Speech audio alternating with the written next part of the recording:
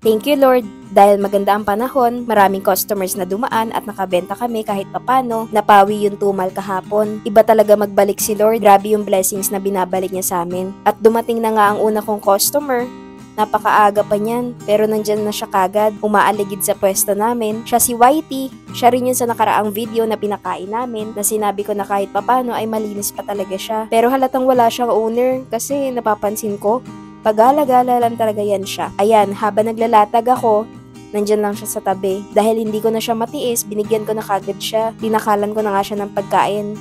At binigyan ko na rin ng tubig niyan. Magandang umaga talaga yan para kay Whitey dahil nabusog siya. Ang sumunod naman itong maliit na tuta. Binigyan rin namin siya. Katulad din na binigay namin kay Whitey. May kasamang tubig na rin yan. Magkahiwalay rin sila ng pwesto niyan para hindi sila mag-away. At ang second batch, binigyan ko siya ng dog food. Dahil nga tulad ng sinabi ko, hindi sila nabubusog sa isang batch lang ng pagkain, kaya hanggat maaari kung mayroon pa kami sobra, binibigyan ko pa talaga sila. Nakakaawa no? Kasi tingnan nyo naman, halatang halata yung ribs niya, bumabakat sa katawan niya. Pero laking pasasalamat ko pa rin kasi kahit papano, napapakain ko sila.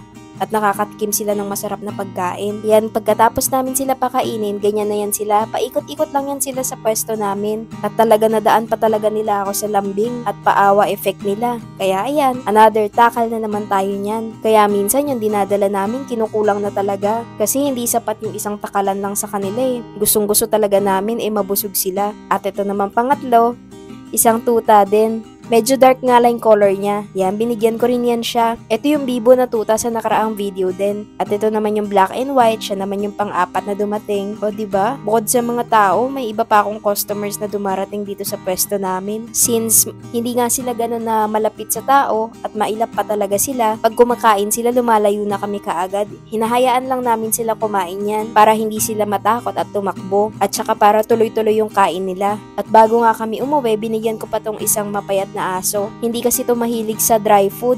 Kaya pagkatapos ko siya bigyan ng kanin na may ulam, binigyan ko siya ng wet food naman. At binigyan ko rin yan siya ng tubig. At nagulat nga kami niyan dahil may sumulpot na muning. O diba? Ang liit pa niya. At gutom na gutom din siya niyan dahil meow siya ng meow. Kaya ang ginawa ko, nagsalin ako ulit sa isang paper plate para naman yan sa kanya at para hindi siya agawan nitong aso. Gusto ko nga siya iusog niyan kaso kasi baka tumakbo at hindi na siya makakain. Kaya ang ginawa ko habang kumakain siya niyan, binabantayan ko siya. Baka kasi ma-out of balance siya dun sa pwesto niya At ang bagal niya kumain, pa-demure effect pa. Kaya ayan, tamang hintay lang kami dito hanggang maubos niya yan. Pagkatapos niyan, iniwanan ko na lang siya ng tubig niyan. Dahil kailangan na rin talaga namin umuwi niyan dahil sobrang init na. Pagkatapos niyan, niligpit ko na rin yung kalat namin at nagpaalam na sa kanila. At ito na yung last bago kami makarating sa bahay namin.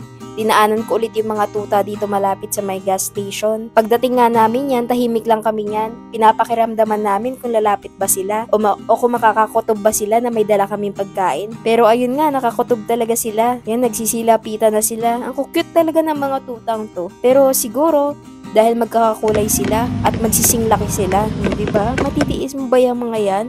Nagtatahulan na yan dahil sa gutom. Hindi ko nga lang din alam kung magkakapatid sila. Since makukulit pa talaga sila, sabay-sabay ko tinatakalan yung paper plate. At ito na rin si Muning, binigyan ko din yan siya ng hiwalay ng sa kanya. Dahil panigurado, aagawan niya ng mga aso. At sabay-sabay ko nilalatag. Tignan nyo naman kahit may tagi-isang paper plate na sila, nag-aagawan pa yan sila. Ang saya lang talagang pakainin tong mga to. Nakakataba ng puso. At alam nyo po ba, laking pasasalamat namin dahil may mga iba pa pong tao na may malasakit sa kanila na tinutulungan din po kami para madagdagan yung mga ipapakain namin sa kanila. Kaya ayan, pag nagka-extra budget pa kami ulit, pangako, dadagdagan ko yung mga dala kong pagkain sa kanila para talagang mabusog sila at sila na lang yung sumuko sa dala namin. At may maiwan pa ako sa kanilang pagkain yan. Sinunod ko na rin yung tubig nila niyan para may mainom sila. Ang cute lang talaga nila. Pagkatapos nga nila ubusin yung kanin, ang sunod ko naman na ipapakain, itong wet food. Hinati-hati ko na lang to sa kanila. Wala pa nga atang ilang segundo niyan, naubos na nila. Grabe lang talaga yung appetite ng mga tutang to. Pati si Muning nakikipagsabayan sa kanila. Mabuti na lamang at hindi nila inaaway si Muning. Siguro tinuturing na nilang kapatid ito. Ayan nga, bago ako magligpit, naglalambing pa nga ako niyan sa kanila. Pinapaamoy ko yung lagayan ng wet food. Todo bantay pa nga sila sa akin yan habang nagliligpit ako. Akala siguro nila meron pa ako may papakain. Pero wala, simot said na talaga lahat yung dala namin yan. At bago kami umalis niyan, nagpapaalala na naman ako sa kanila na kung maaari, wag silang tumawid-tawid at wag nang umalis dyan dahil dyan safe sila. Yun lamang. At sana wag kayo magsawa sa panonood sa amin.